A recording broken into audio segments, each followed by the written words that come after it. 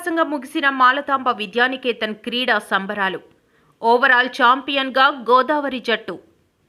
Visakhapatnam Madhurawada బక్కన్నపాలెంలోని APSP 16వ battalion మైదానంలో మాలతాంబ విద్యానికేతన్ పాఠశాల వార్షిక క్రీడా వేడుకలు 2025-26 బుధవారం సాయంత్రం ఘనంగా ముగిశాయి.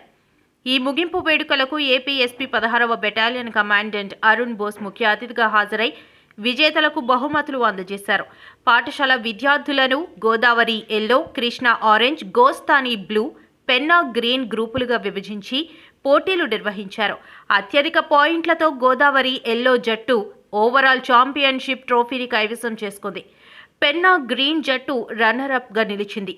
ఈ సందర్భంగా కమాండెంట్ అరుణ్ బోస్ మాట్లాడుతూ, విద్యార్థి దశ నుంచే క్రీడల పట్ల ఆసక్తి పెంచుకోవడం వల్ల క్రమశిక్షణ, నాయకత్వ లక్షణాలు అలవడతాయని పేర్కొన్నారు. పాఠశాల director doctor Geeta Mahanti, doctor Sai Krishna Mahanti మాట్లాడుతూ, చదువుతో పాటు శారీరక దృఢత్వానికి క్రీడలు ఎంతో అవసరమని, విద్యార్థులు క్రీడా స్ఫూర్తిని చాటాలని కోరారు.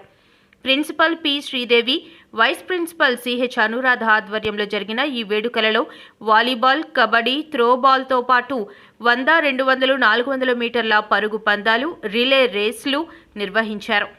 పీడీలు బి హరీష్, టి బాలాజీ, సరస్వతి పర్యవేక్షణలో విద్యార్థులు ఉత్సాహంగా పాల్గొన్నారు. కార్యక్రమంలో అడిషనల్ కమాండెంట్ శ్రీనివాసరావు, పాఠశాల సిబ్బంది పెద్ద సంఖ్యలో విద్యార్థులు పాల్గొన్నారు.